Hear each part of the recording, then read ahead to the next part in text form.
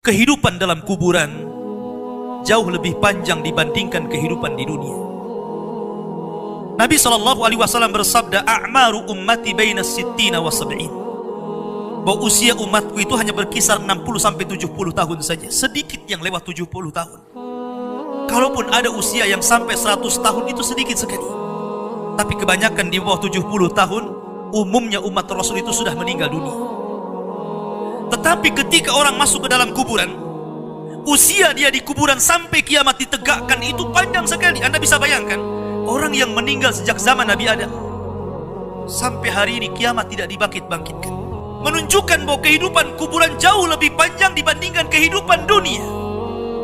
Dari sinilah maka wajar seorang mukmin harus takut dengan kehidupan kuburan. Ma'asyiral muslimin yang dimuliakan Allah Azza wa Jalla. Tetapi para ulama mengatakan, apakah orang yang mendapatkan azab kubur itu munqati atau mustamir, terus menerus ataukah terputus? Kata para ulama, azab kubur itu hanya terputus dengan tiupan sangkakala Israfil. Ketika itulah Nabi SAW menceritakan bahwa Allah Subhanahu wa Ta'ala memerintahkan kepada Israfil untuk meniup sangkakala yang pertama. Disinilah azab kubur terputus. Karena ketika itu seluruh orang mati, baik orang yang ada di atas bumi atau yang ada di bawah bumi, baik kalangan jin, baik malaikat, kecuali makhluk-makhluk yang Allah kehendaki saja, semua hancur.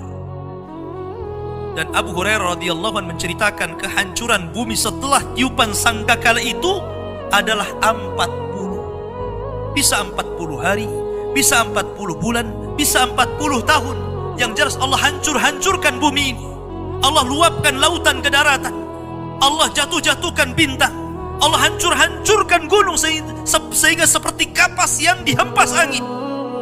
Itulah yang disebut dengan kehancuran alam atau hari kiamat. Baru setelah kemudian bumi tidak bulat lagi, tapi bumi terhampar. Allah ganti bumi yang kita pijak dengan bumi yang baru. Itulah yang disebut dengan padang mahsyar. Maka disitulah Allah Subhanahu wa Ta'ala memerintahkan Israfil untuk meniup sangkakala kebangkitan. Yang kedua kalinya Israfil pun kemudian meniup sangkakala.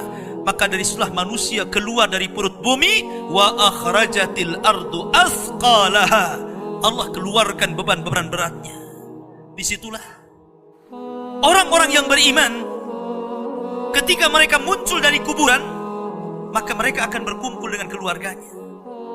Allah mengatakan,